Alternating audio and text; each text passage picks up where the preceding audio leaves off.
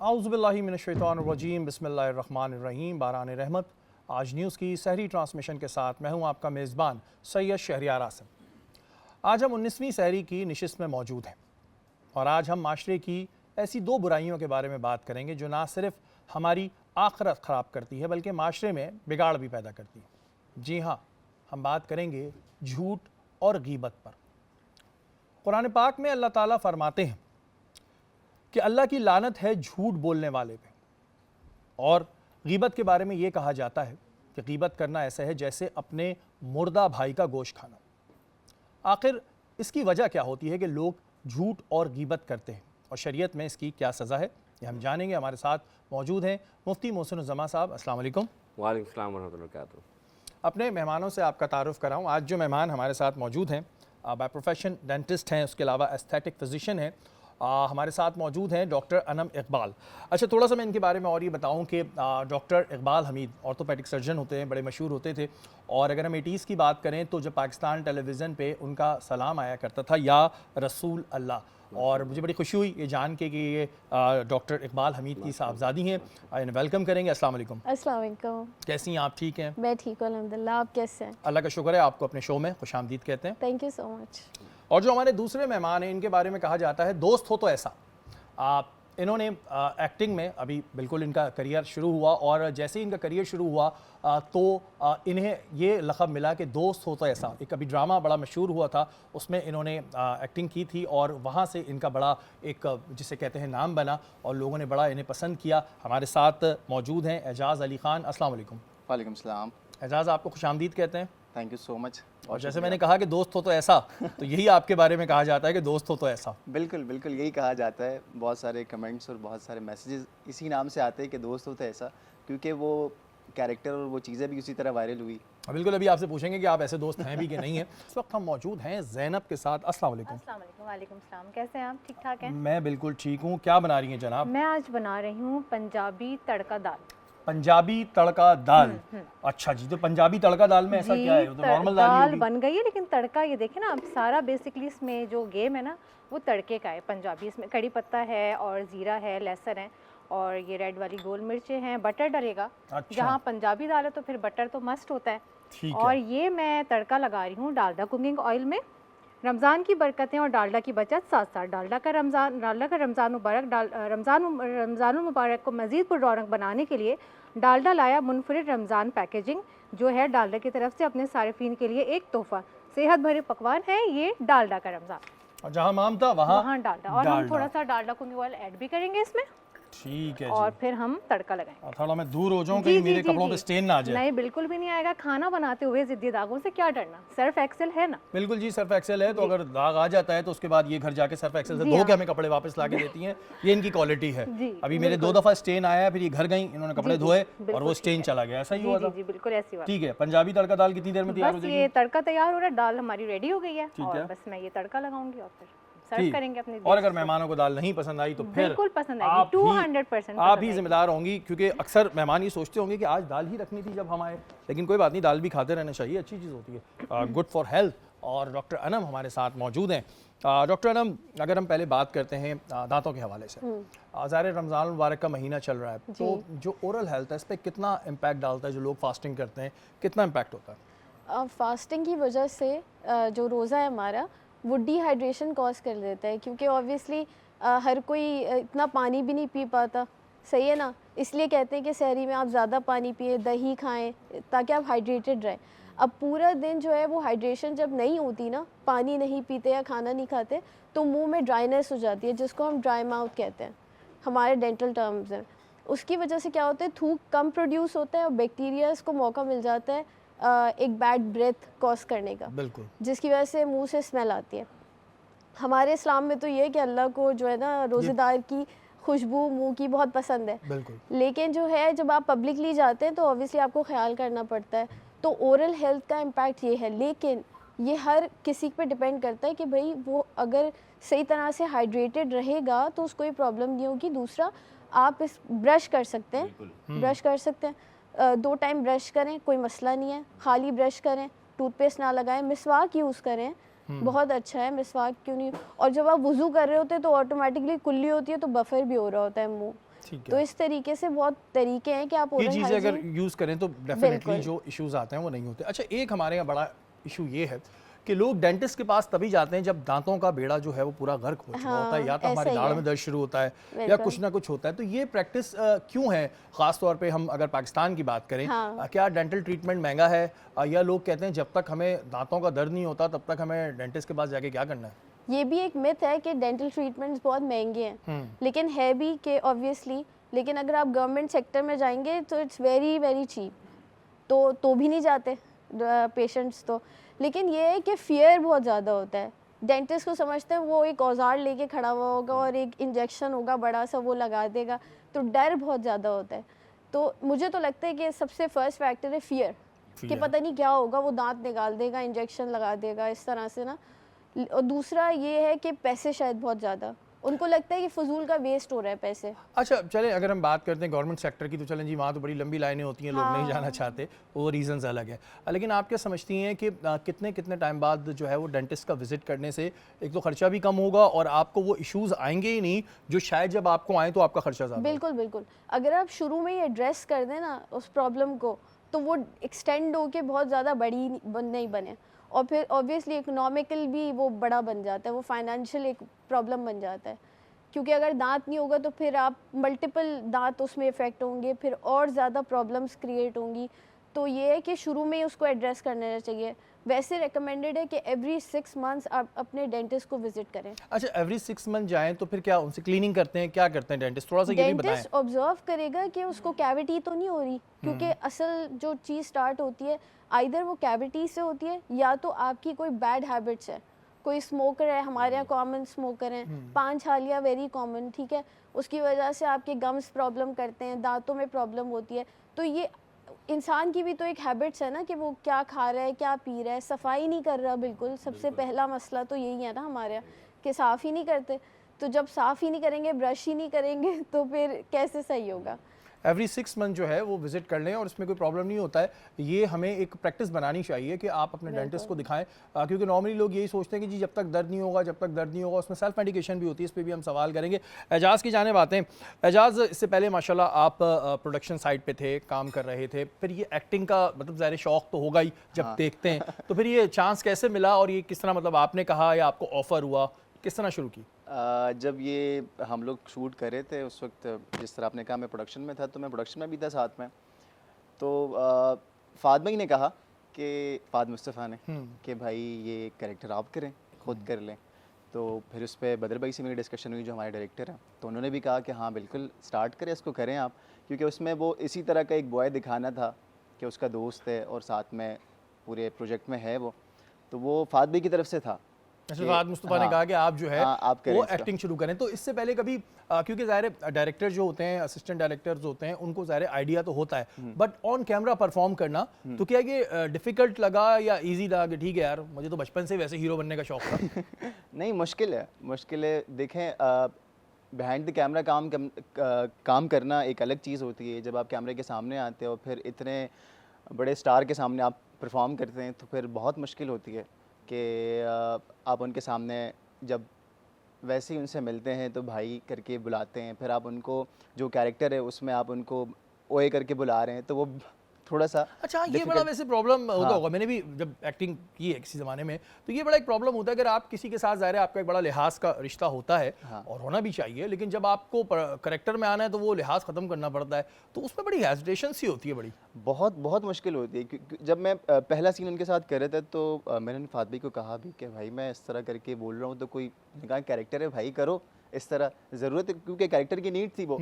तो वो आपकी बात की हेजिटेशन होती है, मुश्किल होता है अपने आप को उस तरह चेंज करना कि जिसको आप भाई जी जी करके बुला रहे हो, फिर उसको आप डायरेक्ट बोले हुए इधर आ, तो वो थोड़ी सी डिफ़िकल्ट चीज़ होती है।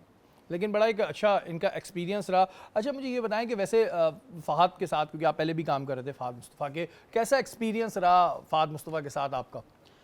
भाई मैं आपको बताऊं, अगर वो इस वक्त इतना बड़ा स्टार है ना, तो किसी वजह से है, क्योंकि इतना अच्छा नेचर का इंसान है। अगर आपके साथ बात करेगा, वो ये नहीं ज़ाहिर करेगा कि मैं बहुत बड़ा सुपरस्टार हूँ या मेरे पास इतने फ़ैन फॉलोइंग है, इतनी सारी चीज़ें हैं, तो वो चीज़ उनमें नहीं देखी मैंने सेट पे किसी के साथ भी, चाहे वो डायरेक्टर है, चाहे वो स्पोर्ट बॉय है, चाहे वो कोई एक्टर है, तो वो उनमें वो वाली चीज़ है ही नहीं।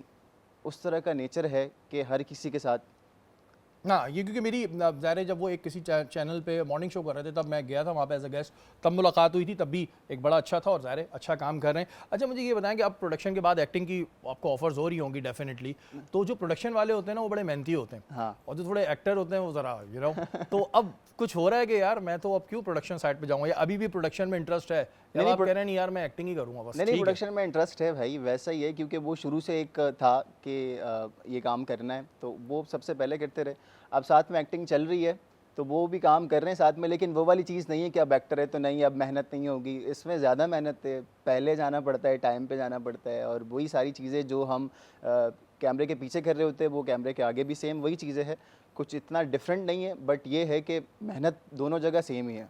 हाँ, दोनों जगह सेम होती है, लेकिन थोड़ा सा जब इंसान एक्टिंग कर रहा होता है तो ज़ाहिर है थोड़ा सा होता है, लेकिन फील आ डेफिनेटली जाता है। मेहनत भी दोनों चीज़ों में है और आपको बड़ा एफर्ट करना पड़ता है। अच्छा, हमारे यहाँ एजाज एक चीज़ और ये है कि लोग एक्टिंग को बहुत आसान समझते हैं। जिससे पूछो, अगर हमारे पास नॉर्मली लोग कभी आते हैं कि भाई हमें चैनल पे आते हैं तो कहते हैं क्या करना चाह रहे हो, हम उनसे पूछते हैं तो कहते हैं मॉडलिंग कर लेंगे या एक्टिंग कर लेंगे। हाँ। तो ये कि दोनों बहुत आसान चीज़ है। ये एक्सपीरियंस भाई जब आप देखेंगे, अगर हम कैमरे के पीछे जब काम करते हैं एज असिस्टेंट डायरेक्टर या एसोसिएट डायरेक्टर काम करते हैं, तो इस तरह के बहुत सारे लोग होते जो हमें कांटेक्ट करते हैं कि भाई हमें काम चाहिए या इस तरह काम करना है, एज एक्टर काम करना है। तो जब उनको बुलाते हैं कि भाई आएँ काम करें, बिल्कुल ऑडिशन दे दें या इस तरह कुछ काम करें, तो जब वो कैमरे के सामने आते हैं ना, तब वो बिल्कुल ही सब बिल्कुल कुछ blank भूल हो जाते जाते हैं, ब्लैंक हो जाते हैं। फिर उस तरह से परफॉर्मेंस नहीं होती। फिर उनको लगता है कि यार हम तो काम जानते, आजकल सोशल मीडिया का ज़माना है, तो लिपसिंग आपने देखा होगा, बहुत सारे सोशल मीडिया प्लेटफॉर्म है, उसके आपको वीडियोस भेज देंगे कि देखिए मेरा एक्सप्रेशन ठीक है, लेकिन परफॉर्म लेकिन जब करना आप बिल्कुल ज़ाहिर डिफरेंट है। कैमरे के सामने आते हैं ना फिर पता चलता है, क्योंकि हमारे पास काफ़ी लोग ऑडिशंस के लिए आते हैं और सबसे ज़्यादा गुस्सा आता है, बिल्कुल नया कमर होगा और आते ही पूछेगा बजट क्या है आपका और उसके बाद जब स्क्रिप्ट हाथ में दो तो ब्लैंक। तो भाई ये एक बड़ा मुश्किल काम है, तो बिल्कुल करें, लेकिन जब आप इसके एक्सपर्ट हो जाएं। डॉक्टर अनम, आपकी जानिब आते हैं। हमारे यहाँ लोगों के साथ एक बड़ा मसला ये है सेल्फ मेडिकेशन का। जी जी बहुत सारी बीमारियां हैं जिनके डॉक्टर हम खुद ही हैं। बिल्कुल। बुखार होना है तो ये खाना है, मैदे में दर्द है तो ये खाना है, वहीं दांत में दर्द है तो एक नीली गोली खाते हैं, मैं नाम नहीं लेना चाह रहा उसका। तो ये नीली गोली सही है, जब दांत में दर्द हो खा लो, कोई मसला नहीं है? ये ऑब्वियसली सेल्फ मेडिकेट करते हैं और आप एंटीबायोटिक भी बहुत खाते हैं बंटी की तरह से, तो नहीं करना ही चाहिए ये, क्योंकि आपकी फिर जब एक्चुअल में ज़रूरत होगी ना तो वो फिर असर नहीं करती, बॉडी रेजिस्टेंट हो जाती है एंटीबायोटिक से। तो सेल्फ मेडिकेट बिल्कुल भी नहीं करना चाहिए। हाँ, आप जाके दिखा दें डेंटिस्ट को, वो आपको रेमेडी दे देगा, जिस वजह से प्रॉब्लम हो रही है तो वो आपको सॉल्यूशन बता देगा उसका। तो जाएं, ज़्यादा बेहतर है कि वो डेंटिस्ट के पास विज़िट कर लें, भले करीब डेंटिस्ट जो भी हो उसको विज़िट कर अच्छा, लें। इसमें एक प्रॉब्लम ये भी आती है कि हमारे यहाँ कुछ जाली दानसाज भी बैठते हैं। जी, जी, काफ़ी वो प्रोग्राम्स बहुत किए हैं ज़्यादा। मैंने। तो लोग अमूमन सस्ते के चक्कर में भी चले जाते हैं, क्योंकि जब मैं किसी का एक दफ़ा इंटरव्यू कर रहा था तो उन्होंने बताया कि इससे खुदा न खास्ता मुंह का कैंसर भी होता है, कि अगर उनके औजार जो हैं वो सही तरह स्टेरलाइज ना हो तो उससे बहुत प्रॉब्लम होती है। तो थोड़ा सा हमारे नाज़रीन को बताएं कि जो सस्ते के चक्कर में ऐसों के पास चले जाते हैं कि जो डॉक्टर नहीं होते, जिसे हम अताई डॉक्टर कहते हैं, तो ये कितना नुकसानदेह हो सकता है? नहीं, डेफिनेटली ये तो बहुत कॉमन है। कैंसर तो बहुत लेटर स्टेज पे, उससे पहले hepatitis B and C is the most common diseases जो कि डेंटिस्ट से ही फैल रही है। और एक तो देखिए हमारी आवाम जो है ना ज़्यादातर मिडिल क्लास ही है या लोअर मिडिल क्लास है, तो वो अफोर्ड ही नहीं कर सकते एक्सपेंसिव डेंटिस्ट को। तो स्टरलाइजेशन बहुत इंपॉर्टेंट है और स्टरलाइजेशन का इक्विपमेंट बहुत एक्सपेंसिव है, तो डेंटिस्ट ऑटोमेटिकली एक्सपेंसिव ही हो जाता है। ठीक है, तो ऐसा भी हुआ है कि गवर्नमेंट सेक्टर्स में वो लोग एक ही इंस्ट्रूमेंट को वॉश करते हैं और दूसरे के मुंह में, और फिर उसको वॉश किया और तीसरे के मुंह में, और डेफिनेटली फैलनी है बीमारियां। तो हेपेटाइटिस बी और C can lead to death, fatal हो सकती है। और हमारे यहाँ इट्स वेरी कॉमन, आपको पता भी नहीं होगा, हर 5वें 10वें बंदे को सी बी पॉजिटिव हो, और यू नेवर नो, और वो स्प्रेड करता है। इवन वो थूक से भी स्प्रेड कर सकता है, वो ब्लड से स्प्रेड कर सकता है। तो इट इज़ दैट सीरियस। लेकिन हमारे यहाँ इस पे बात ही नहीं होती, हमारे यहाँ सुपरफिशियल चीज़ों पे बात होती है। और लोगों को ना पैसे की अब ज़्यादा वो लगती है अहमियत, कपड़ों पे खर्च कर लेंगे, जूतों पे खर्च कर लेंगे, घर दिखावे पे खर्च कर लेंगे, गाड़ी बहुत महंगी ले लेंगे, घर बहुत अच्छा बना लेंगे, लेकिन डेंटिस्ट के पास जब जाएंगे ना तो उससे कहेंगे तुम पैसे कम करो, फ्री में कर दो किसी बल्कि। तरीके से, हाँ फ्री कर दो बस। तो ये चीज़ बहुत इन्होंने बड़ा बड़ी मसला है। डॉक्टर अनम ने ये बात बहुत सही कही है कि हम दूसरी चीज़ों पे बहुत खर्च करते हैं हाँ। और हम जो अपने दांतों के इश्यूज हैं ना उनको बहुत बाद में लेते हैं। वही मैंने कहा ना कि जब दर्द हो जाए लौंग रख लो, नीली वाली गोली खा लो, तो ये चीज़ें सोल्यूशन नहीं है, इससे बड़ी प्रॉब्लम भी होती है। अच्छा, कुछ जगहों पे ये होता है कि जी दांत निकलवाने को बड़ा एक अच्छा सोल्यूशन समझते हैं कि ज़रा सी कुछ दांत निकलवा दो, बिल्कुल। तो ये सही है, दांत निकलवा दो, कहते हैं बचाओ नहीं, रूट कनाल नहीं कराओ, महंगा पड़ता है, तो निकलवा देना सही है। इसकी एक मिसाल है, मेरे एक रीसेंट पेशेंट थे and he is very rich, ठीक है, उनका अच्छा बिजनेस है और उनके मुंह में आधे से ज़्यादा दांत नहीं थे। चलें पता जी। नहीं वो कैसे खाना खाते थे और इतने फुल Healthy भी थे। हेल्दी, ठीक ज़बरदस्त, है। फुल एक्सरसाइज उन्होंने की भी। तो मैं हैरान हो गई उनका मुंह देख के, उन्होंने अवॉइड करने के चक्कर में कोई भी ट्रीटमेंट सारे अपने दांत निकलवा दिए। अब वो जहाँ पे भी जाते थे, फिर उसके बाद जब आप दांत लगवा रहे होते हैं ना वो मज़ीद एक्सपेंसिव हो जाता है एंड फिर आपको पैसे खर्च करने अच्छा, पड़ते हैं। उन्होंने एक्सपेंसिव के चक्कर में अपने दांत निकलवाए थे या रूट कनाल में दर्द बहुत होता है इस वजह से निकलवाए? एक मैं चीज़ ऑब्जर्व की और ये फैक्ट भी है कि औरतों का जो पेन थ्रेशोल्ड है ना वो बहुत दर्द बर्दाश्त कर लेती है। मेरे पास फीमेल पेशेंट्स हैं, वो इतने आराम से दर्द से गुजर जाएंगी, मतलब उफ तक नहीं कहती। और मेल के सामने आप सुई लेके खड़े हैं ना तो वो हाई हुई मचा जाते हैं, बहुत ज़्यादा डरते हैं। तो ये बात बहुत कहना गलत है डरते कि हैं। मर्द को दर्द नहीं होता, बहुत होता है ये इसका मतलब। बहुत गलत बात है भाई, मर्द को इतना दर्द होता है उछलने शुरू कर देते हैं वो, इतने बड़े बड़े आदमी हाँ हाँ, बोले बोले बोले। तो जो है वो, और मैं खुद हैरान हो रही होती हूँ। और तो रूट कनाल वैसे पेनफुल होता है? नहीं, ये भी एक मिथ है बहुत बड़ा, रूट कैनाल कोई पेनफुल नहीं होता अगर आप एक्सपीरियंस डेंटिस्ट से काम करवा रहे हैं। मेरे तो कभी पेशेंट ने कंप्लेन नहीं की कि उसको कोई पेन हो रहा है या क्या। ये अभी इन्होंने यहाँ पे बैठ के बहुत सारी मर्दों की तारीफ़ की है और इनके पास जो भी मर्द जाते हैं, खुदारा आप वहाँ पे जाके दर्द बर्दाश्त कर लें, एक्टिंग कर लें, लेकिन हमारी नाक ना कटवाएं। ये बात भी गलत हो जाएगी कि मर्द को दर्द नहीं होता। इन्होंने बोला सिर्फ इंजेक्शन दिखाओ तो वो या करने लगते हैं। भाई ऐसे ना किया करें, ख़ास तौर पे डॉक्टर अनम के सामने ना किया करें, हमारी बड़ी बेइज्जती होती है। अच्छा एजाज़, हम देखते हैं कि ज़ाहिर जब मैंने बात उससे ब्रेक से पहले भी की थी कि एक्टिंग में एक बड़ा ज़ाहिर मुश्किल काम होता है, उसमें एक्सप्रेशन बड़े इंपॉर्टेंट होते हैं, डायलॉग्स याद करना होता है। बहैसियत है क्योंकि आपने प्रोडक्शन भी की है, एक्टिंग भी माशाल्लाह की है, कौन सा रोल निभाना ज़्यादा मुश्किल होता है? कॉमेडी मुश्किल है, सीरियस मुश्किल है, या फिर नेगेटिव रोल निभाना ज़्यादा मुश्किल होता है? नेगेटिव मेरे ख्याल से इस वजह से आसान है कि आम ज़िंदगी में बड़े नेगेटिव होते हैं तो वो हो जाता है। वैसे आपको कौन सा मुश्किल लगता है जो है जिसमें ना? भाई मैं आपको एक बात बताऊं, कॉमेडी करना बहुत मुश्किल है। ट्रू। ठीक है, ये आप भी जानते हैं ये बात। true. कॉमेडी हर किसी पे सूट भी नहीं करती। हर बंदा, बहुत सारे लोग आपने देखे होंगे टीवी पे कॉमेडी कर रहे होते लेकिन सूट नहीं करती। और कुछ लोगों का जो ये है कि वो कॉमेडी स्टार्ट करते हैं, काम शुरू करते हैं तो उनकी चीज़ें चल जाती है। तो ये है कि कॉमेडी करना बहुत मुश्किल है, ऑन स्क्रीन दूसरों को हंसाना। वो कहते हैं ना कि दूसरों को हंसाना मुश्किल है, गम देना बहुत आसान बहुत है। आसान है, अभी बहुत दे दूं आसान मैं है। किसी को भी। लेकिन जो है वो किसी को हंसाना मुश्किल है। तो आपको भी वैसे कॉमेडी मुश्किल लगती है कि बिल्कुल ऐसे ही है, ना, बिल्कुल क्योंकि ऐसे ही है। उसमें बड़ा एक ज़ाहिर है, आप सामने वाला नहीं हंस रहा तो बड़ा प्रॉब्लम हो जाता है। प्रॉब्लम हो जाती कि है। आप बहुत कुछ भी सारे- बोल रहे हो हंस ही नहीं रहा। हाँ, बहुत सारे शोज़ ऐसे आए जो कॉमेडी के नाम पे थे, ऑन एयर भी हुए, चले भी, लेकिन कुछ टाइम बाद उनको बंद कर दिए जाते हैं क्योंकि सामने से वो रिस्पॉन्स ही नहीं मिलता। अच्छा, जो अभी हमारे यंगस्टर्स हैं, ज़ाहिर है बहुत सारे लड़के लड़कियां हैं जिनको एक्टिंग का शौक़ होता है, हमारे पास सही प्लेटफॉर्म्स कौन से हैं? क्योंकि बहुत सारे बेवकूफ़ भी बना रहे होते हैं। मैं याद है पहले तो अखबारों में ऐड आते थे कि अगर आप एक्टिंग करना चाहते हैं तो जाओ, तो बोलते थे 2000 रुपये दो। हाँ, और अभी भी शायद कहीं ना कहीं वैसा हो रहा हो, लेकिन अब तो बहरहाल दौर बहुत बदल गया। तो अगर कोई एक्टिंग में आना चाह रहा है तो आप क्या समझते हैं किन प्लेटफॉर्म से होता हुआ आए तो वो सही जगह पहुँच सकता है? वो बात की बात है, उसको एक्टिंग आती है नहीं आती। प्लेटफॉर्म्स कौन से सही हैं आपके ख्याल से? अच्छा, आपने आजकल देखा होगा बहुत सारे सोशल मीडिया प्लेटफॉर्म पे, चाहे इंस्टाग्राम हो, टिकटॉक हो, बहुत सारे एड्स चलते हैं। अगर आपने एक्टर बनना है या मॉडल बनना है तो आप इस पेज पे आइए, इसको फॉलो कीजिएगा और यहाँ आए, फॉर्म फिल कर लें।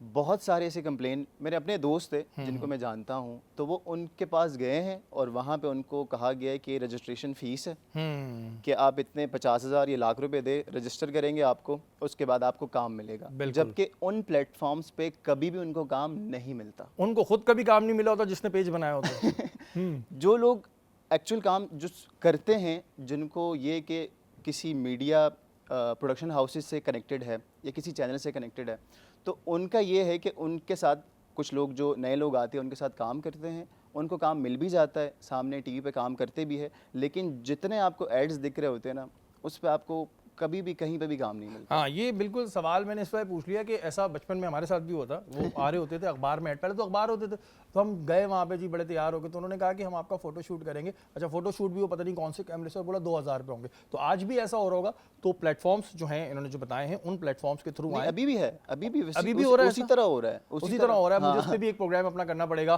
दोबारा उनको पकड़ना पड़ेगा, अपना बदला जो है वो लेना पड़ेगा। मैंने नहीं दिए थे पैसे, लेकिन बदला बिल्कुल लेंगे। और पंजाबी तड़का दाल तैयार हो चुकी है जी, ये रेडी हो गई है। और जैसे कि मैंने इसके अंदर इसके जायके को और बढ़ाने के लिए किनौर चिकन क्यूब्स ऐड किए हैं। और मेरा कोई खाना वैसे कंप्लीट भी नहीं होता विदाउट किनौर क्यूब के। मुझे बहुत पसंद है किनौर क्यूब। बिल्कुल जी, इस साल किनौर पेश करता है रिफ्रेश करो इफ्तार। आप किनौर के मुकम्मल प्रोडक्ट रेंज के साथ चटपटा noodles, ketchup, chilli, garlic sauce, chutney and chicken cubes. बिल्कुल जी, आप साथ जो खाने हैं इनमें जी तमाम हाँ, चीजें बिल्कुल। डालें और और जायका फिर जबरदस्त निकल सा के जायका आता है। बनाएं। दाल जी भी हाँ। तैयार हो चुकी है। ड्रिंक क्या बना दाल रही हैं आप? तैयार हो गई है। थोड़ा सा आप, क्योंकि पंजाबी तड़का दाल है और बटर ना हो तो ऐसा तो पॉसिबल ही नहीं, तो ये ऊपर थोड़ा सा हम बस ऐसी बटर रख देंगे, ये खुद ही फिर मेल्ट होता रहेगा। थोड़ा सा ये हरा तो हमें धनिया भी पता है डालेंगे। कि खुद ही मेल्ट होता है, इतना हमें भी पता है कि खुद ही मेल्ट हो जाता है। देखें कलर, देखें कितना खूबसूरत सा कलर आ रहा है। कलर आ चुका है। ड्रिंक क्या बना रही हैं आप? ड्रिंक मैं बना रही हूँ मॉकटेल, करशी जामे शीरी जो है उसके साथ मॉकटेल बना रही हूँ मैं। जबरदस्त जी। तो करशी मैं जामी ये शीरी को करशी जामे पाकिस्तान शीरी- का नंबर 1 फेवरेट ड्रिंक बनाया है आप लोगों ने, क्योंकि ना सिर्फ ये आपको रिफ्रेश करता है बल्कि मेहमानों को भी करशी जामे शीरी रिफ्रेश करता है। इसलिए अफ्तार हो या सहर, रौनक रमज़ान में लाइट लाइट रिफ्रेशिंग करशी जामे शीरी सब पीते जाएं। ठीक है जी। अच्छा डॉक्टर रनम, आप बताएं, आप कुकिंग करती हैं? मैं करती हूँ कुकिंग। पक्की बात है? यस, ठीक है। आपने कहाँ से सीखी कुकिंग, पहले ये बताएं मुझे। अम्मी से। अम्मी से सीखी है। अच्छा, अभी हम आपको ये भी बताएं कि माशाल्लाह इनकी 3 महीने पहले शादी हुई है। हाँ, तो आप क्या सवाल पूछी थी खवातीन मैं वाला? अनम से पूछी थी, अनम आपका खीर में हाथ डल गया? Yes. कुकिंग शुरू कर दी हाँ। आपने? अगले खीर के दिन हाथ डल गया वो क्या कुछ होता है ये? मीठा बनवाते ना, लाइक मीठा बनता है मीठा पहले। बनता है। हाँ, मीठा बनता है। हाँ। खाना बनाने की मैंने रिबन मीठा कट नहीं बनाया, मैंने डायरेक्ट खाना बना दिया। Oh wow. डायरेक्ट इन्होंने कहा ये भी खाना सही बना है। लो, मीठे वीठे के उसमें नहीं रहो। तो अनम, ये वैसे कुकिंग जो है, जैसे आप बता रही थी कि कोई लोग सुई देख के डरने लगते हैं, ये होता है, हाँ। तो कुकिंग मुश्किल काम है या इजी है? नहीं, वो इट डिपेंड्स कि आप कैसे लेते हैं उसको। मतलब कुछ लोग बहुत जल्दी कुकिंग कर लेते हैं, कुछ लोग 4 घंटे में वही खाना बना रहे होते हैं। ऐसा भी तो होता है। मैं तो बहुत जल्दी बना देती हूँ। आप फौरन बना लेती फौरन हैं? बना तो तारीफ होती है खाने की या बस लोग कहते हैं ठीक है? हाँ, बहुत तारीफ होती है। हाँ, ये तो अभी इनके हस्बैंड से पूछेंगे भाई कितनी तारीफ होती है, कितनी नहीं होती। तो किस चीज़ की ज़्यादा एक्सपर्ट है आप जी खाना बनाने में? ये चीज़ जो है मैं बहुत अच्छी बना लेती हूँ। बिरयानी, चिकन कीमा वाओ, सब और कौरमा भी अच्छा बना देती हूँ। अरे वाह, दाल भी अच्छी बना लेती हूँ। ये सारी चीज़ें भाई बड़ी बात है, क्योंकि जो नॉर्मली लोग वैसे काम कर रहे होते हैं तो फिर वो इन चीज़ों की तरफ इतना फोकस नहीं करते। अच्छा, एक सवाल और भी किसी ने किया था कि जब हम टूथब्रश कर रहे होते हैं हाँ। तो क्या उसमें ज़बान साफ़ करना ज़रूरी है? ये किसी ने सवाल किया था, कुछ होता है उससे? हाँ, ज़बान साफ़ करना ज़रूरी है। आपने देखा होगा ब्रश के पीछे ना वो एक रबर सा लगा होता है, तो वो आप ज़बान साफ़ करें, क्योंकि ज़बान पे रह जाता है ना खाना, तो उसमें बैक्टीरिया पलते हैं, तो अच्छा साफ़ करें तो ज़बान। ये इम्पोर्टेंट है या बस इम्पोर्टेंट ठीक है, इम्पोर्टेंट है, इट्स और- वेरी इम्पोर्टेंट। और ये ब्रश कितने टाइम में चेंज कर लेना चाहिए? क्योंकि लोग एक ब्रश को काफ़ी दिन चला लेते हैं। कितने टाइम में ब्रश चेंज होना चाहिए? ब्रश डिपेंड करता है कि आपको कितना ख़राब नज़र आ रहा है। मतलब क्या पता जल्दी ख़राब हो जाए, आप 1 महीने में तो चेंज ही कर लें ब्रश। 1 महीने में हाँ, चेंज कर ले। बिल्कुल। और कैसी लग रही है आपको ये दाल? कुछ सही लग रहा है कि इन्होंने सही बनाई शक्ल से होगी? बहुत अच्छी लग रही है। और आपका वैसे अपना खुद का क्या फेवरेट फूड क्या है ये? दाल आपको- चावल बहुत मज़े का ना, डिश दाल चावल मैं है। भी खाऊंगी आज। दाल अब बनी है। मेरी सास ने जो है ना वो बना के दिए वो रेशे वाले कबाब। ठीक है। हाँ, वो What a बहुत combo, मज़े के। yes.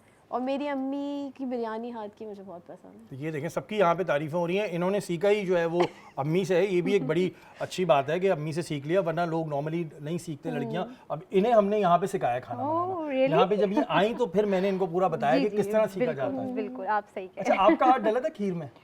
हाँ बिल्कुल डला था। मुझे तो याद भी नहीं, अब डला था वैसे। क्यों, आपकी क्या जब पाकिस्तान आज़ाद हुआ तो उसके फौरन डला बाद हो गई थी था, शादी? डला था। तो ये कहाँ से ये वर्ड्स आते हैं, खीर में हाथ डल वो गया, ये हो बस गया? मतलब किचन का रिबन कट होना होता है कि बहू को बहुओं किचन को में भेजने करना के लिए। होता है, तो बस पहले मीठा बनवाते क्योंकि हैं, अभी फिर आपकी शादी दावत को 3 होती है। महीने ही हुए थे, तो कितने टाइम बाद आप किचन में चली गई थी?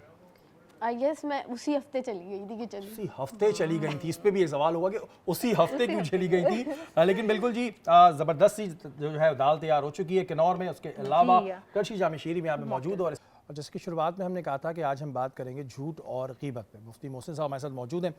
मोहसिन भाई, झूठ और ग़ीबत का जो लोग सहारा लेते हैं, या जो लोग झूठ और ग़ीबत बहुत ज़्यादा करते हैं, इनके लिए क्या हुक्म है, क्या सज़ा है इसकी?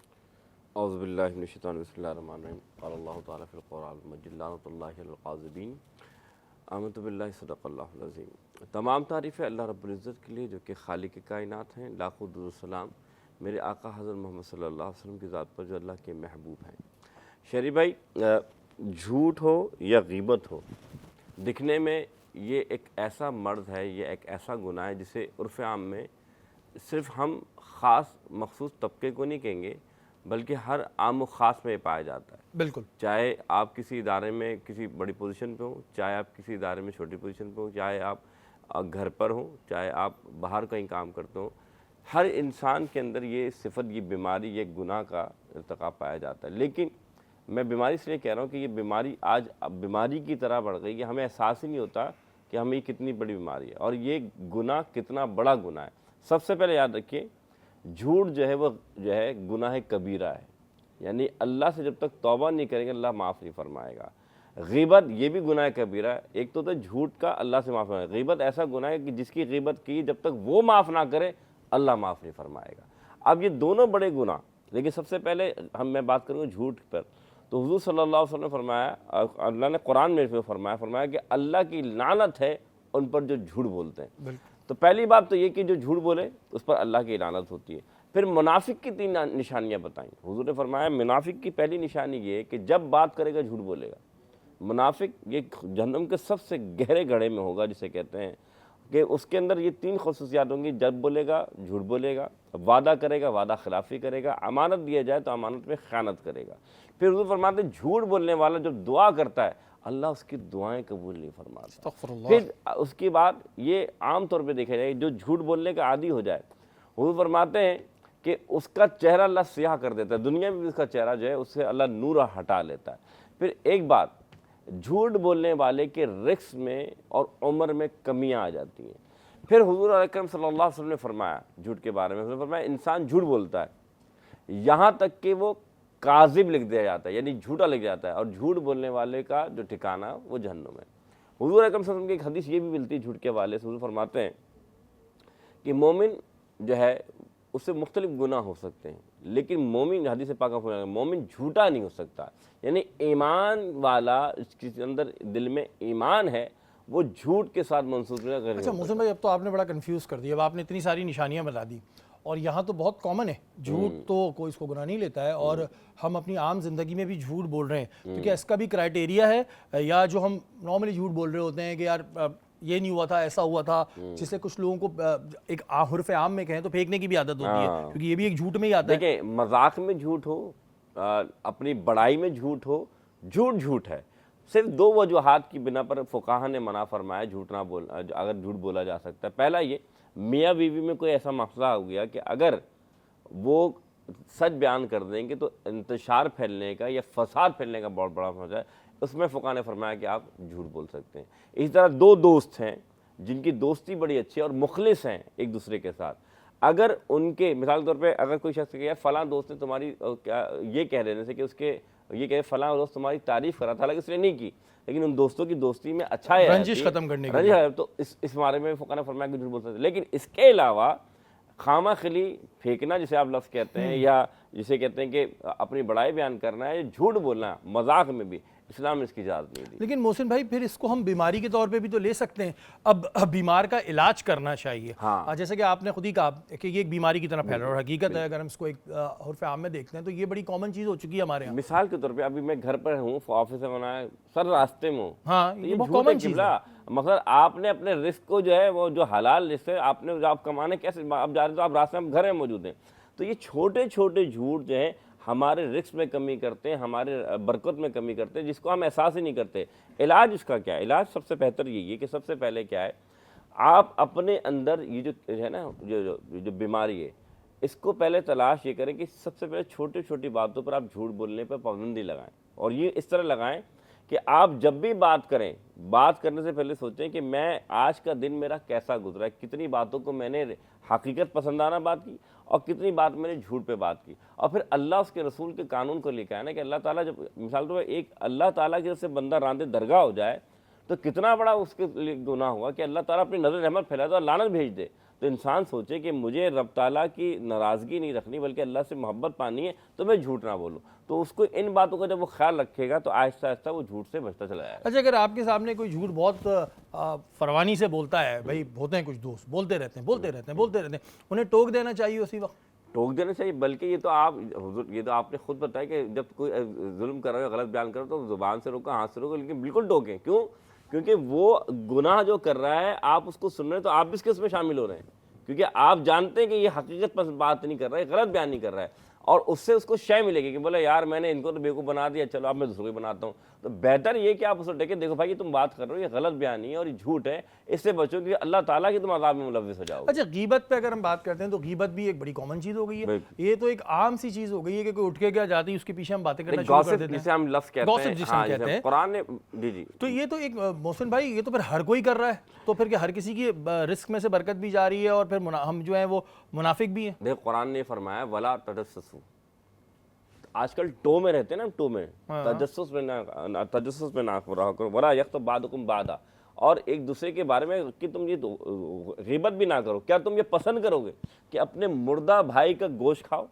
मुझे ये बताएं कि कोई इंसान कोई मुर्दा शय पर खाना पसंद करेगा? कुरान फरमा रहा है कि जो ग़ीबत करता है वो अपने भाई मुर्दा भाई का गोश्त खाता है। अब ज़रा एक बात कीजिए, आपने बात करें कि कॉमन हो गया, वजह ये हो गया है इंसान शयातीन के मामलात में जितने माइल ज़्यादा होता है, और ये शयातीन का फेल है कि जिस तरीके से ये काम करना कि लोगों की बुराइयां पैदा करना, लोगों के दिल में निफाक डालना, लोगों के दिल में कीना डालना। आप यकीन माने हुजूर अकरम सल्लल्लाहु अलैहि वसल्लम ने फरमाया, क्या ये हदीस याद है, मुसलमान कौन? हुजूर ने फरमाया मुसलमान वो है जिसकी ज़ुबान और हाथ से दूसरा मुसलमान बचा रहे। आज ईमान की हलावत है कि हम जिसको देखें फला में ये बुराई, फला में ये फला बुराई, इससे क्या होता है कि हालांकि उसमें नहीं, ग़ीबत होती क्या है? ग़ीबत यह है कि एक शख्स है, अगर वो मिसाल के काला है, अगर आप 10 के सामने उसको कहेंगे ओ काले, तो उसको बुरा लगेगा ना, ये ग़ीबत है। बहतान क्या है? बहतान ये एक शख्स में ऐब नहीं है और उसको आप ये कहते हैं कि फला शख्स में ये है, यानी वो चोरी नहीं करता, आप कहते हैं वो चोर है, तो ये बहतान है, ये उससे भी बड़ा गुनाह है। अब आप ये देखिए, ज़ाहिर है जो मुफ्ती साहब ने बातें बताई हैं उसको सुन के तो एक ज़ाहिर अंदर से भी शर्मिंदगी होने लगती है, और हम शायद अपनी आम ज़िंदगी में, मैं अपनी बात भी करूँगा, हम ये कर रहे होते हैं। और जैसे कि इन्होंने कहा कि हम किसी को ये नाम दे देते हैं कि काला, छोटा, गंजा, और कई दफ़ा तो हम उसका नाम भी याद नहीं आ रहा होता, हम सोच रहे होते हैं यार इसका नाम क्या है। तो ये चीज़ें जो हैं ये हमें एक गुनाह की तरफ लेके जा रही हैं, और शायद हम नादानिस्तगी में ये काम कर रहे हैं, लेकिन हमें सबको इससे बचना चाहिए। सहरी का दस्तरखान इस वक्त यहाँ पे लगा हुआ है, पंजाबी तड़का दाल नो डाउट बहुत मज़े की थी, मुझे तो अच्छी लगी। अब मेहमानों से पूछते हैं। मोहसिन भाई, वैसे तो आप खाते रहे, बता दें कैसी लगी आपको? अल्हम्दुलिल्लाह वाक़तन बेहतरीन लगी। सही है, अच्छी है, ठीक है। तो दाल शौक से खाते हैं आप? आप दाल कम शौक से खाते हैं ना, आप कह रहे हैं गोश्त पसंद है? गोश्त पसंद है, लेकिन अभी अच्छा लग रहा है। ठीक है जी, अच्छी बात है, अच्छी दाल बनाई है इन्होंने। एजाज बताएं आप। भाई मैं आपको सच बताऊं, मुझे दाल सबसे ज़्यादा अच्छी लगी है। दाल अच्छी लगी? भाई मैं बता दूं और भी चीज़ें हैं, हाँ। कोई ये ना समझे कि हम सिर्फ मेहमानों को दाल खिला रहे हैं, और भी चीज़ें, लेकिन दाल अच्छी लगी। तो आप ये बताएं अनम, बहुत मज़े की है। पक्की बात है? हाँ, बहुत मज़े की है। चलें जी, अच्छी बात है। मेहमानों को आपका खाना आज भी पसंद आ गया। हम लोग बड़ा परेशान थे कि आज इन्होंने दाल रख दी है, लेकिन और भी चीज़ें हैं, कोई ये ना समझे। एजाज आप हैं, फूडी हैं आप? पहले बहुत था, लेकिन जब से ये एक्टिंग की तरफ आया हूँ तो खाना थोड़ा कम कर दिया, क्योंकि टीवी पे फिर हाँ हैवी आते हैं, तो फेस इतना बड़ा आता है, पता नहीं क्या चक्कर है। आप सामने किसी को दिखोगे वो कहते हैं ठीक है, हाँ। लेकिन जब आप कैमरे के सामने आएंगे और स्क्रीन पे आएंगे तो कहते हैं भाई ये क्या है, ये किस तरह और का अम्मियों को बड़ा तो हम वैसे ही सही लगते हैं। अम्मी तो कहती अब नहीं, इतना समूह निकाल लिया। खाना छोड़ दो, वो कहती क्या हो, वो बीमार हो, मतलब डॉक्टर के पास जाओ, मसला क्या है बताओ। इस तरह की डिस्कशन शुरू हो जाती है। अगर आप किसी एक वक्त का बोले कि मैं नहीं खा रहा हूँ, खाना छोड़ दे, अभी डाइट या कुछ भी अपने डाइट लिए पर plan- हूँ। हाँ कुछ प्लान कर दिया अपने लिए, तो फिर तो आप अच्छा, ये बड़ा मसला होता है। अब कौन समझाए अम्मियों को या घर वालों को कि स्क्रीन पे ना फेस बहुत पतला चाहिए होता है। हाँ। तो अब अगर हम जब डाइटिंग करना शुरू होते हैं तो लोग बोलते हैं बीमार हो आजकल के, क्या हो गया? अब ये सही है, तो अब बड़ा मसला होता है, रोकना पड़ता है हाथ। बहुत सारे लोग जो सेट पे आते हैं ना, तो बाकी सारी एक्ट्रेसेस को भी देखते हैं, एक्टर्स को भी देखते हैं, तो वो कहते हैं यार हम इनको टीवी पे देखते हैं तो बहुत बड़े बड़े नजर आते हैं, यहाँ तो ये इतना छोटा है, पतला है, या जो भी इस तरह के कमेंट्स हमें भी मिलते हैं और उनको भी हम सुनते हैं सामने। तो ये कि नॉर्मल इंसान से थोड़ा सा तो डिफरेंट अब होता ये है तो स्क्रीन बड़ा दिल टूटता होगा, फिर हाथ रोकना बड़ा मुश्किल काम है। नहीं अभी आप ना रोकें, आप खाती रहे। मैंने खा लिया। अच्छा जी, आप डेंटिस्ट है, आपको मसला नहीं। हाँ, तो ये बड़ा मसला होता है वैसे हाथ रोकना। मसला शुरू में था जब स्टार्ट की ना एक्टिंग, तो क्योंकि खाने का इतना शौक, सब चीज़ें खा रहे, जो चीज़ें मिल रही तो खा रहे, लेकिन अभी टाइम के साथ साथ वो सारी चीज़ें ख़त्म होने लगी। खाते सब अभी भी है, लेकिन अब वो ज़ाहिर है एक- आपको एक पोर्शंस limit- बनाने हाँ, पड़ते हैं। पोर्शंस होते हैं, ये बड़ा मसला होता है। मैं आपको बताऊं, हाथ रोकना ना एक बड़ा मुश्किल काम है। आपका कैसा था बचपन एजाज, कितने शरारती थे आप, ये तो बताएं अब जरा। नहीं भाई, मैं बहुत मासूम से क्यों भाई? लड़का अपने लड़के time- और मासूम? नहीं, मासूम था सच में। मसला ये था कि स्कूल से मदरसा, मदरसे से ट्यूशन, तो ये जो एक टाइम था ना कि सुबह 7-6 बजे उठना, फिर 2-3 बजे तक स्कूल में, वहाँ से आके मदरसे जाना, मदरसे से वापस आके ट्यूशन, तो वो शरारतों के लिए टाइम ही नहीं मिला। तो कभी याद है किसी से पिटाई लगी हो, अम्मी से, अबू से, किसी से लगी है? नहीं, मासूम पिटाइयाँ नहीं बच्चे, लगी। मासूम बच्चे क्या मासूम लगेंगे? बच्चे फिर ये वो बच्चे होते थे जिनके साथ हम मजाक किया करते थे। हमारा टोला अलग होता था, तो हम ऐसे बच्चों के साथ मजाक करते थे, हाँ भाई किधर। तो लेकिन बहरहाल बहुत अच्छी बात है, ऐसे बच्चे होने चाहिए आज के दौर में। अनम, आप कितनी शरारती थी ये बताएं। मैं स्पोर्टी ज़्यादा थी। अच्छा। खेल कूद बहुत बस। तो किन मतलब कोई एक वैसे पैर गेम या ये अंदर लड़कियों और वाले एक- गेम?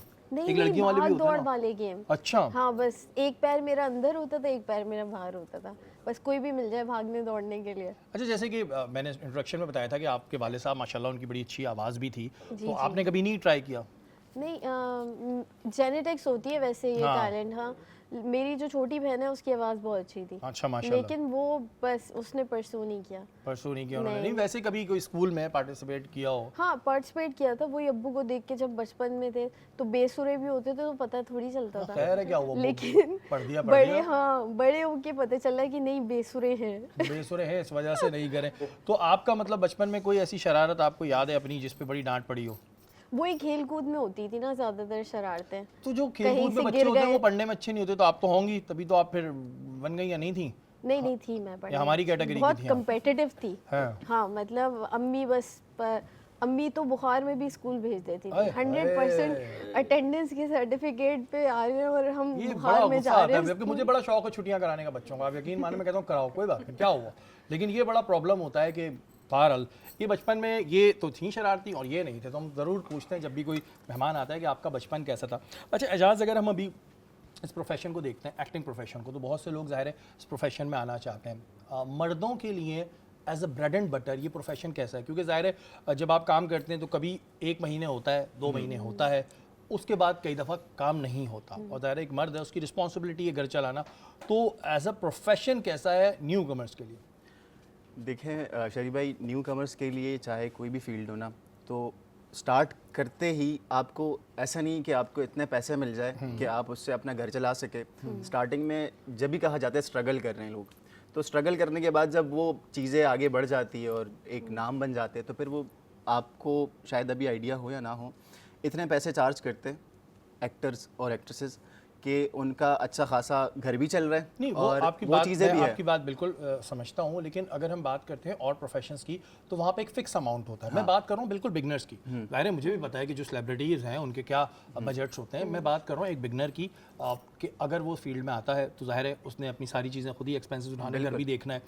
लेकिन और जॉब्स में ये होता है कि चाहे 40,000, 50, 60, 1 लाख आपको पता है आपको पर मंथ मिल एक फिक्स अमाउंट है। फिक्स अमाउंट है। लेकिन एक्टिंग में बिगनर्स का कोई फिक्स अमाउंट नहीं होता, फिर नहीं मिलते भी होता। देर से। बिल्कुल ऐसे ही है, तीन मिलते तीन बहुत चार देर से, चार हाँ। महीने, तीन तीन तो फिर चार कैसे महीने मैनेज बाद। करते होंगे? मुश्किल है भाई, अगर स्टार्ट में इस तरह न्यू कमर्स आते हैं और काम शुरू करते हैं, तो फिर साथ में कोई ना कोई उनकी जॉब होती है या कोई बिजनेस होता है, ज़रूरी है वो, ताकि वो आपका घर चल सके, आपके खर्चे चल सके।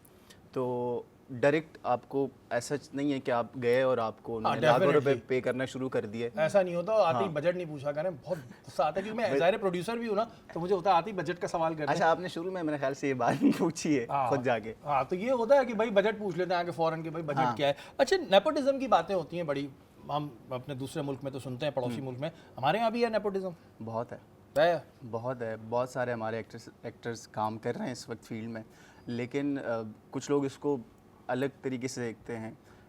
अगर उनका एक फैमिली, जो भी बच्चा या बच्ची आ रही है फील्ड में, तो अगर उनकी फैमिली पहले से उस फील्ड में है तो उनके लिए थोड़ी सी आसानी होती है। बिल्कुल। डायरेक्टर्स तक पहुंचना, प्रोडक्शन हाउसेस तक पहुंचना, चैनल्स तक पहुंचना एक आसान तरीके से पहुंच जाते हैं।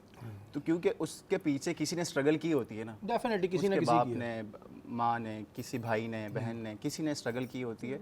तो मुझे ऐसा लगता है कि ठीक है वो किसी हद तक, क्योंकि किसी एक बंदे ने स्ट्रगल की है, उसी के बिहाफ पे उनको काम मिल रहा है, इसी तरह किसी भी बिज़नेस को देख ले, कोई एम्पायर खड़ा करता है तो उसके पे उसका बेटा या बेटी आके बैठ के संभालती सारी चीज़ें, तो ये भी सेम वैसा ही है। इट्स मेक सेंस, इसमें बिला वजह विषय नहीं बनाया। अगर किसी को नहीं आती एक्टिंग तो फिर आप वो तो है, वो तो फिर सामने आ आप जाती है, वो सोशल तो मीडिया खुला हुआ है। हाँ 1-2 महीने बाद सारी चीज़ें सामने आ जाती है कि कोई चल सकता है, कोई नहीं चल सकता, तो वो तो फिर ऑडियंस डिसाइड करती हाँ, है। लेकिन ज़ाहिर है किसी ना किसी के पीछे मेहनत होती है। अच्छा अनम, क्योंकि आप एस्थेटिक फिजिशियन भी हैं, हमारे यहाँ मुझे इस बात का जवाब दें कि एस्थेटिक का काम हर कोई कर सकता है?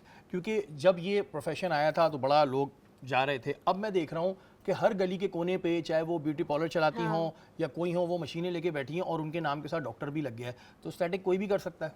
नहीं, इसके तो जो है ना, वो हमारा जो हेल्थ कमीशन है वो आराम से छापे भी मार सकता है, सब कुछ कर सकता है। मार नहीं रहा लेकिन। हाँ, मार नहीं रहा लेकिन लाइक बहुत सारे ब्यूटिशियन जो हैं वो खुद भी इंजेक्टेबल्स कर रहे हैं, सही है। तो ये it is a very wrong practice. कोई भी मिसहैप हो सकता है, आप डील ही नहीं कर सकते, आपको पता ही नहीं।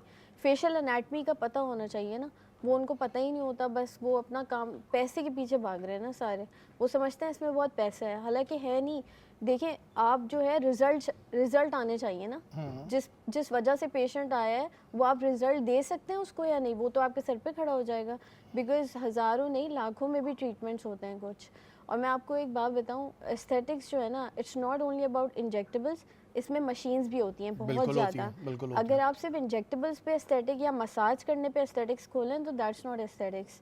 मशीन्स अब पहले जो लाखों की थी ना, इन्फ्लेशन के बाद करोड़ों की हो गई हैं, सही है। एक हेयर रिमूवल लेज़र मशीन जो है, it is for like 2.5 crore की नाउ, ठीक है, जो कि आज से 4-5 साल पहले 50 लाख की थी। तो ये बहुत बड़ा एक रेवेन्यू जो है ना, आपको इन्वेस्ट करना है तो फिर आप रेवेन्यू तो बहुत से लोग इन्वेस्ट कर देते हैं, हाँ। लेकिन मेरा ये सवाल है कि इसके लिए कितना एक्सपर्ट होना चाहिए? क्योंकि देखें आप इंजेक्ट कर रहे हैं किसी को या कुछ कर रहे हैं, तो ये कभी कभी बहुत ज़्यादा नुकसानदेह हो सकता है। बहुत ज़्यादा। देखिए एक तो सबसे पहले डॉक्टर होना चाहिए ना, उसको पढ़ा लिखा होना चाहिए, उसको एनाटमी पता हो। वही मैं आपको बता रही कि एनाटमी, कौन सी नर्व्स जा रही है, कौन सी वेन्स जा रही है, कौन सी वेसल्स जा रही हैं। क्योंकि अगर आप पैरालाइज कर सकते हैं किसी को, ठीक है, किसी का फेस पैरालाइज कर सकते हैं, कुछ भी मिसहैप हो सकता है, ये तो अल्लाह ही बचा रहा होता है जो आज के यहाँ पे चल रहा है। बिल्कुल सही है। वरना तो आप देखें कि हाँ पैसा बहुत है लोगों के पास, वो इन्वेस्ट करके बहुत कुछ। अच्छा, कौन से ट्रीटमेंट इस वक्त बड़े इन चल रहे हैं? मुंह भी छोटा हो जाता है, पतला हो जाता है, हाँ। कौन से ट्रीटमेंट चल रहे हैं? हमें तो डर लगता है भाई। बहुत सारे ट्रीटमेंट्स हैं, फिलर्स, बोटॉक्स तो वेरी कॉमन, सही है। मतलब जैसे गड्ढे, देखें एजिंग स्टार्ट होनी शुरू होती है ना हमारे यहाँ, तो क्या होता है फ़ौरन आप देखेंगे यहाँ पे गड्ढे आने शुरू हो जाते हैं, वो फर्स्ट साइन है एजिंग का। तो इसको आप फिल कर देंगे तो दैट इज़ फिलर, ठीक है। आपके माथे पे रिंकल्स, यहाँ पे रिंकल्स हैं, सही है, तो वो उसको पैरालाइज कर देगा बोटॉक्स। बोटॉक्स इज बेसिकली वो मसल पैरालाइज कर देता है। सेफ होते हैं ये जो आप ट्रीटमेंट बता रही हैं, सेफ हैं? अगर आप बहुत एक्सेसिव क्वांटिटी में देंगे ना तो वो तो बिल्कुल बर्बाद कर देगा फेस। इसका एक डोजेज होती है फिक्स, तो आप इतने लर्नेड होंगे, आपको पता है डोजेज कितनी देनी है, तो उस पे सेफ है। अच्छा, हमने सुना है कि जो अगर ये ट्रीटमेंट करवा ले तो फिर इस ट्रीटमेंट के बगैर वो रह नहीं सकता है, हाँ। क्योंकि ट्रीटमेंट एक टाइम बाद फिर अपना असर खत्म करता है, फिर बहुत आप और ज़्यादा बुरे लगने लगते हैं। ऐसा है? ये जो है ना बात, ये मतलब व्यूअर्स के लिए मैं बताना चाहूँगी, रिंकल जो एक बार हो गया ना, वो कभी ज़िंदगी में ख़त्म नहीं हो सकता। सिर्फ फिलर और बोटॉक्स ही उसको फिनिश कर सकता है, लेज़र वेज़र भी कुछ भी, कोई मशीन नहीं, ठीक है। तो अगर आप एक्सपर्ट से कराएंगे वो ज़्यादा बेहतर है, ताकि आपका मुंह डिफॉर्म ना हो ना, ख़राब ना हो मुंह। अच्छा, दूसरी बात, अगर आप रिंकल को बोटॉक्स से ख़त्म कर रहे हैं, जैसे ये रिंकल है, इस पर आपने बोटॉक्स लगवाया, ये मसल पैरालाइज हो गया और रिंकल्स ख़त्म हो गए, ठीक है, तो एवरी 6 मंथ्स आपको इसकी लेनी पड़ती है, वो रिंकल वापस आ जाता है, ठीक वो है। कभी ख़त्म नहीं होता, तो आपको फिर उसके वो लेने पड़ते हैं, या तो फिर लेकिन आप ये बता रही हैं कि सेफ हैं अगर किसी एक्सपर्ट से कराएं तो। बिल्कुल एक्सपर्ट से कराएं, ऐसे नहीं कि ब्यूटी पार्लर में चले गए और कम पैसों में करा लिया, या किसी छोटे क्लिनिक में चले गए और कम पैसों में करा लिया, एक्सपर्ट से कराएं। कम पैसों के चक्कर में ना हम लोग बड़ा जो है काम ख़राब करते हैं, क्योंकि ये चीज़ बड़ी इंपॉर्टेंट है, क्योंकि ज़ाहिर है वो आपकी बॉडी है, उसमें वो कुछ चीज़ इंजेक्ट कर रहे हैं, अब वो उसको कितनी नॉलेज है कितनी नहीं है, छोटे छोटे कोर्सेज करके आए थे। आप गई हैं वैसे कभी? अल्हम्दुलिल्लाह अभी तक तो नहीं, मैंने ऐसी सवाल पूछ लिया। मैं बिल्कुल भी नहीं, और मैं जाऊंगी भी नहीं। जब जो चीज़ हर 6 मंथ के बाद आपको करानी है तो आप मैं नहीं जाऊंगी, इन्होंने मना कर दिया। बिल्कुल भी और नहीं ये इन्होंने कहा अगर मैं जा भी नहीं हूँ तो मैं बताऊँ क्यों। हमारा आज का मौजू है झूठ और गीबत। जैसे कि मोहसिन भाई ने शुरू में बताया था कि इसका कितना गुनाह है और हम लोगों को भी पता होता है, लेकिन पता नहीं हम क्यों ये काम करते रहते हैं और इसको हम इतना ज़्यादा सीरियस लेते नहीं हैं। और मोहसिन भाई ने ये भी बताया कि किस तरह हम इसकी आदत को रोक सकते हैं। मोहसिन भाई, बहुत सारी चीज़ें हम सोशल मीडिया पे भी ऐसे देखते हैं जो किसी को पता नहीं होता कि ये बात है या नहीं है, लेकिन फिर हम उसको आगे जो है वो फॉरवर्ड करने लगते हैं या उस पर कॉमेंट करने लगते हैं। ये किस चीज़ के ज़मरे में आता है? देखिए, सबसे पहली बात कि कुछ ऐसी बातें होती हैं कि हम उसको नाउज़ुबिल्लाह रिवायत या हदीस बयान करके कह देते हैं। रसूलुल्लाह सल्लल्लाहु अलैहि वसल्लम ने फरमाया, जिसने मुझ पर झूठ बांधा उसका ठिकाना जहन्नुम है। यानी अगर अल्लाह के रसूल सल्लल्लाहु अलैहि वसल्लम की ज़ुबान मुबारक से वो बात नहीं निकली और फिर भी आप ये नाउज़ुबिल्लाह मंसूब कर दें कि हुजूर ने फरमाया है और जानकर आप उसको फैलाएं, तो हुजूर सल्लल्लाहु अलैहि वसल्लम की हदीस है कि ऐसा शख्स जो है वो जहन्नुमी है, उसका ठिकाना जहन्नुम है। इसी तरीके से कुछ लोग ये सोचकर अमल करते हैं कि चलो हम इसमें कुछ ये अच्छी बात है, बात तो अच्छी है, लेकिन हम कुछ बढ़ा के कहते हैं कि अगर आपने 10 बंदों तक फैला दिया तो आपका फला काम हो जाएगा। बिल्कुल। अब ये फला काम कैसे हो जाएगा भाई? ये तुमने कहाँ लिखा पढ़ा पाया है क्या गया? तो उसने फिर झूठ बांधा और इस झूठ के बारे में भी यही हुक्म है कि हुजूर सल्लल्लाहु अलैहि वसल्लम ने इसको भी मना फरमाया सख्ती वईद के साथ। फिर याद रखिएगा कि ऐसा झूठ चाहे मजाक में चाहा जाए, चाहे आप फजीलत के तौर पर समझें कि मैं लोगों में अच्छाइयाँ फैला रहा हूँ, झूठ झूठ है। जिसके बारे में हुजूर ने फरमाया कि हुजूर फरमाते जब शब मेराज हुजूर सल्लल्लाहु अलैहि वसल्लम गए मेराज पर, तो हुजूर ने देखा एक शख्स के उनको कि उसके चेहरे को चीर दिया जाता है और फिर दोबारा उसका चेहरा सीधा फिर उसके चेहरे को चीर दिया जाता है। तो ये जब ये मंजर देखा कि फरिश्ता ऐसा कर रहे हैं, तो अल्लाह के रसूल ने हज़रत जिब्रील से फरमाया, जिब्रील ये क्या कर रहे हैं? फरमाया, या रसूलल्लाह ये वो शख्स है जो झूठ बोलता था और झूठ की इसने आदत बना ली थी कि यानी कि इतना आदत झूठ बोलने लगा कि वो सच भी ख़त्म हो गया और झूठ पर वो झूठ बोलता था। उसे लगता था कि मैं सच बोल रहा हूँ, झूठ बोल रहा हूँ। अच्छा मोहसिन भाई, एक चीज़ हम होती है जो जैसे बच्चे होते हैं हमारे छोटे, तो हम उनसे कुछ प्रोमिसेस करते हैं कि बेटा ये काम करोगे तो हम ये कर देंगे, लेकिन हमें होता है कि अभी बोल दें क्या है, तो ये भी ज़ाहिर है भी झूठ में आ रहा है, वादा बिल्कुल खिलाफी ऐसी में आ बात है, रहा वादा है, खिलाफी लेकिन में आ फिर रहा है। बच्चे मान भी तो नहीं रहे ना आजकल के बगैर ऑफरें दिए। देखें, बिल्कुल बेटे, लेकिन बात ये कि आपने बहुत अच्छा हो गया ऑफर दे, लेकिन इसका मतलब ये नहीं कि आप उनको झूठ पे झूठ ऑफर दें। आप उनसे वो वादा करें जो आप निभा सकते हैं। पहली बात ये कि और उस बच्चे को यही तो तरबियत है। आज सबसे बड़ा फुकदान क्या है कि घर पे पप्पा बैठे हुए हैं और बाहर से कोई आ गया तो कह रहे पप्पा से बच्चे से कह रहे पप्पा बेटा कह दो पप्पा घर पे नहीं है।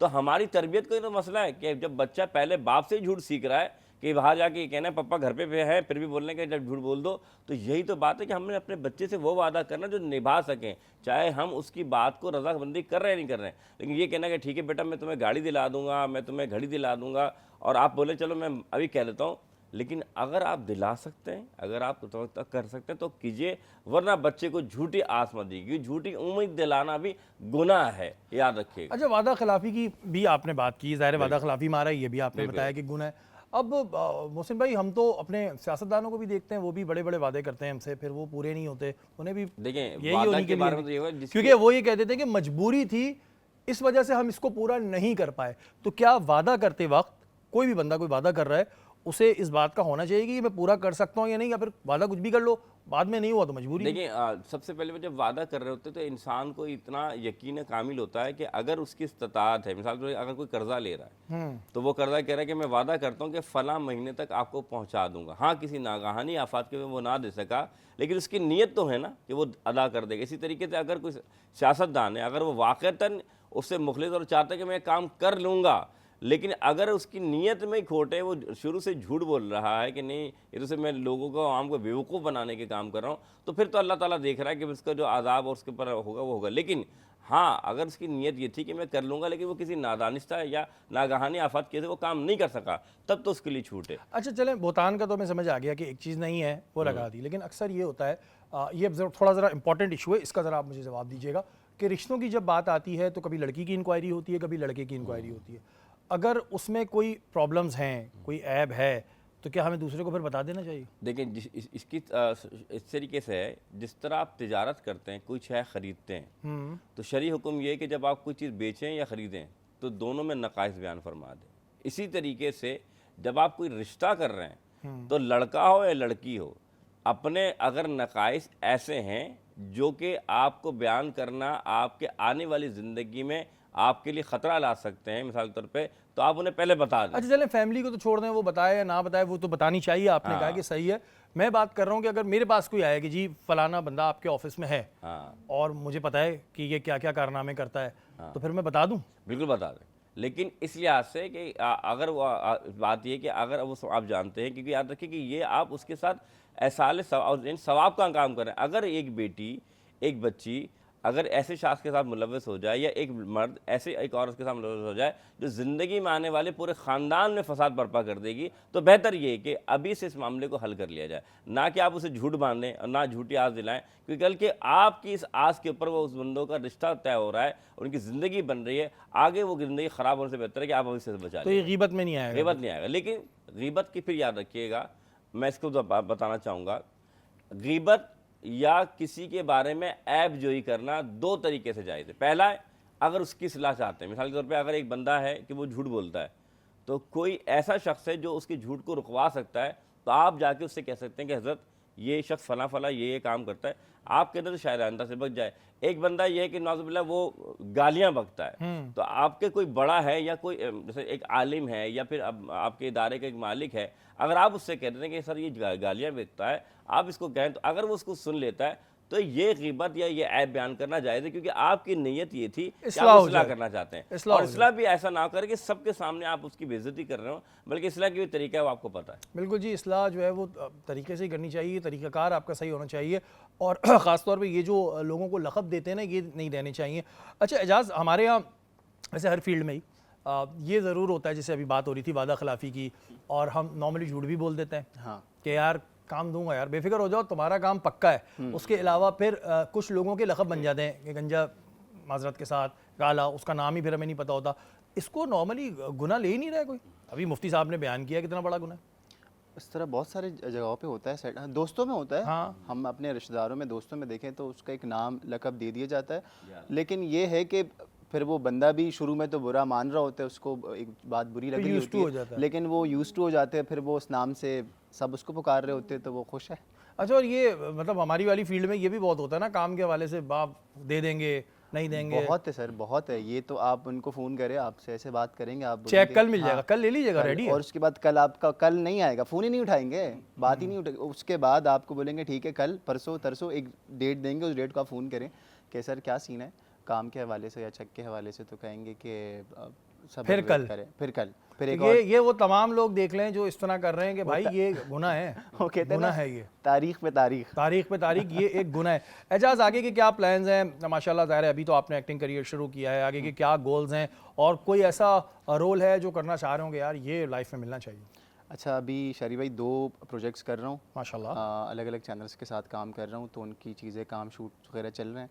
और जो चाहता हूँ कि सीरियस कैरेक्टर्स जो है वो मुझे ज़्यादा पसंद है, तो है कि इस तरह का कोई कैरेक्टर और मिले, क्योंकि अभी जो मैंने रिसेंट किया वो एक कहते हैं कि वो गली मोहल्ले का जो लड़का होता है उस तरह का कैरेक्टर था, एक फ़नी था, लेकिन मुझे सीरियस कैरेक्टर में ज़्यादा कोई सीरियस कैरेक्टर आप चाह रहे हैं कि इंशाल्लाह आपको मिले। अच्छा, वैसे हिट ये लोकल कैरेक्टर ही ज़्यादा हिट होते हैं, और ये ज़्यादा जो है ना, जो एक अवामी कैरेक्टर होता है ना, वो ज़्यादा लोगों की ज़बान पे जल्दी आता है। शरीफ भाई, हिट का कोई कॉन्सेप्ट नहीं है, मैं आपको सच बताऊं, कभी कभी आपको लगता है कि आप इतनी मेहनत करेंगे एक कैरेक्टर पे, एक ड्रामे में या किसी भी चीज़ पे, इतनी मेहनत होगी, आप कहेंगे कि यार ये तो बस हो गया, बस लाइफ सेट और मामलात बिल्कुल सही हो जाएंगे, लेकिन होता ये कि वो चीज़ वैसे नहीं जाती। और कभी कभी आपको लगता है कि बस ठीक है यार, कर लो, कोई नहीं, खैर है, देख लेंगे, वो चीज़ ऑडियंस को पसंद आ जाती है आपकी। हाँ, हमें भी ये समझ नहीं आता, पता नहीं किसी क्लिप पे इतने व्यूज़ आए थे, हम तो कहते हैं ये तो बात करनी नहीं थी, उसके व्यूज़ आए थे। अच्छी बातें करो, उसके आते नहीं है, ये एक बड़ा मसला है। अच्छा, एक बात, क्योंकि आर्टिस्टों में ज़्यादा रहते हैं, अब हमारा इतना ताल्लुक नहीं पड़ता है, कहते हैं कि जब आर्टिस्ट बड़ा हो जाता है तो उसमें नखरे आ जाते हैं। ये हकीकत है, नखरे आ जाते हैं, या फिर इतने लोगों को आप अच्छे से एंटरटेन नहीं कर पाते? अब जैसे आपने हानिया के साथ काम किया, फात के साथ किया, इन लोगों में एटीट्यूड आया है कुछ? मैं बताऊं, इनके साथ मैंने काम किया है, इन दोनों में एटीट्यूड नहीं है। अच्छा। और कहा जाता है कि स्टार बनने के बाद नखरे आ जाते हैं, और तो मैं कहता हूँ वो हर इंसान की अपनी एक नेचर है, ठीक है, चाहे वो स्टार है या नहीं है। आपने हमारे करीब भी बहुत सारे लोग देखे होंगे जिनको कुछ चीज़ें पसंद होती है, कुछ चीज़ें नहीं पसंद होती है, तो फिर वो एक्टर के साथ, क्योंकि वो सेलिब्रिटी है, तो वो इसके साथ जुड़ जाती है कि यार ये इसमें बात नहीं करता, सही से जवाब नहीं देता। भाई वो उसका नेचर है, वो अच्छा, वैसे ही- मैंने कुछ देखा है ऐसे अपकमिंग होते हैं, बिल्कुल अभी नए नए शुरू हुए होते हैं, उनका एटीट्यूड बड़ा आसमान पे वो पहुंचा हुआ है। है। क्यों होता है ये? वो ये सरिया- सिखा के कोई हाँ। भेजता है कि सेट पे जाना तो बेटा जरा नखरे दिखाना तो तुम बड़े लगोगे। जो लोग शहरी भाई नीचे से आते हैं ना, स्टार्ट से जीरो हाँ। से स्टार्ट करते हैं, तो उनको पता होता है कि भाई क्या करना है और क्या नहीं करना।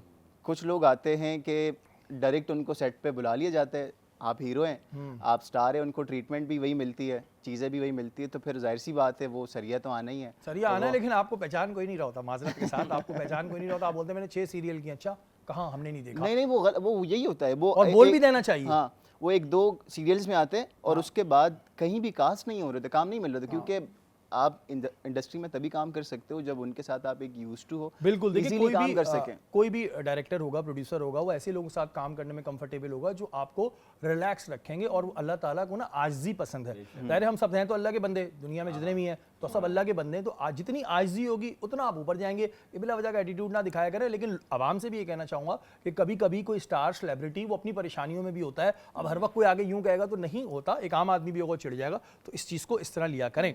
डॉक्टर अनम, उस वक्त आपसे बात हो रही थी स्टैटिक के हवाले से, क्या चीज़ें देखनी चाहिए किसी भी क्लाइंट को किसी स्टैटिशियन के पास जाके, किन चीज़ों को पहले मॉनिटर करना चाहिए? क्योंकि एटमॉस्फेयर तो हम अच्छा बना लेते हैं, एम्बियंस भी अच्छा बना लेते सही हैं, है। तो हम चेक कैसे करें कि भाई ये सही है कि नहीं है?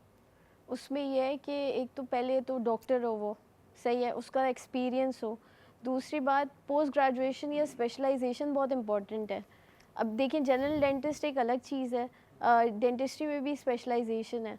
तो मैं जैसे प्रोस्टोडोंटिस्ट हूँ, इसी तरीके से ऑर्थोडोंटिस्ट होते हैं, पेरियोडोंटिस्ट होते हैं, रेस्टोरेटिव डेंटिस्ट होते हैं, तो सबकी अपनी एक स्पेशलिटी है, उसका अपना एक एक्सपीरियंस है बहुत बड़ा। बिल्कुल। तो वो जो काम है वो जनरल डेंटिस्ट नहीं कर सकता, ज़मीन आसमान का फ़र्क है। तो ये जो है ना, हमारे आम लोग जो है अनअवेयर हैं इस चीज़ से कि प्रोस्टोडोंटिस्ट, उन्होंने पहली बार सुना होगा, आपने भी पहली बार सुना होगा। मैंने ये भी पहली दफ़ा सुना कि- जब इन्होंने कहा मैं ये हूँ, मैंने कहा आप अभी डेंटिस्ट में आपको बता देता हूँ, बता आप खुद दीजिएगा, प्रोनाउंसिएशन का मसला आ जाएगा। जी तो बेसिकली प्रोस्टोडोंटिस्ट वैसे ही बता देती हूँ क्या है कि प्रोस्टोडोंटिस्ट वो होता है जैसे आपका कोई भी दांत मिसिंग है ना, तो उसको रिप्लेस करना, चाहे वो फिक्स हो चाहे वो उतारने पहनने वाला हो, तो वो जो स्पेशलाइजेशन है प्रोस्थेटिक्स की, वो प्रोस्टोडोंटिक्स है। उसमें आपने इम्प्लांट भी सुना होगा, जो स्क्रू वाले दांत होते हैं, बिल्कुल। डेंचर सुना होगा, बत्तीसी। तो हम लोगों की स्पेशलिटी होती है कि भाई, मैं जब डाओ में थी, आप सोचें 6-7 साल हम ओल्ड एज पेशेंट्स को देखते थे और हर उम्र के पेशेंट्स को देखते थे, और 150 की ओपीडी होती थी रोज़ की। डाओ की बात करें, बहुत ज़्यादा। तो एक उस बंदे की स्पेशलिटी ऑब्वियसली डिफरेंट होगी ना, उसकी ट्रेनिंग, उसका एक्सपोजर, डेफिनेटली उसका एक्सपीरियंस एक्सपीरियंस होगा, और फिर ज़ाहिर है जब ये एक्सपीरियंस होता है तो डेफिनेटली वो चीज़ सामने भी आती है। कोई मैसेज देना चाहती हैं देखने वालों को आप? मैं मैसेज ये दूंगी कि देखिए, कोई भी ट्रीटमेंट में जाने से पहले खुद भी एजुकेट करें अपने आप को, बिल्कुल। है ना, आपको भी थोड़ी सी नॉलेज हो कि आप क्या काम करा रहे हैं। दूसरा ये कि हमेशा ये नहीं देखें कि पैसे कितने हैं, क्वालिटी देखें काम की, क्योंकि आप जो भी ट्रीटमेंट करा रहे हैं वो उसकी 10-20 इयर्स प्रोग्नोसिस अच्छी होनी चाहिए। बिल्कुल जी, ये ना नहीं है कि आप वो- पैसे कम देख के जाके अपना काम खराब करा लें। इससे अच्छा आप पहले खुद थोड़ी रिसर्च करें, देन आप जाके कराएं, और ज़ाहिर है जो एक्सपीरियंस रखता है तो उसके पैसे थोड़े ज़्यादा होते हैं। एजाज, कोई मैसेज देखने वालों को? शरी भाई, बस मैं ये कहना चाहूँगा कि जितने भी लोग हमें देख रहे हैं, रमज़ान का महीना है, इबादत का महीना है, अच्छे से गुजारे और अपने आसपास लोगों का ख्याल रखें। ज़कात और अतियात, वैसे ही हमारे कराची में लोग, पूरे पाकिस्तान में बिल्कुल इतने सारे फाउंडेशंस ये काम कर रहे हैं, सो बस उसको कंटिन्यू रखें और अपने आसपास ख्याल रखें। बिल्कुल, आप दोनों का बहुत बहुत शुक्रिया, आप हमारी निशिस्त में आए। आप दोनों अपनी फील्ड में बहुत अच्छा काम कर रहे हैं। बहुत सारी दुआएं आपके लिए कि अल्लाह ताला आप लोगों को आगे और तरक्की दे और आप लोग इसी तरह काम करते रहें। हमारी निशिस्त का वक्त ख़त्म हो गया, कल फिर मुलाकात होगी। अपने मेज़बान सैयद शहरियार आसिम को इजाज़त दीजिए। पाकिस्तान जिंदाबाद।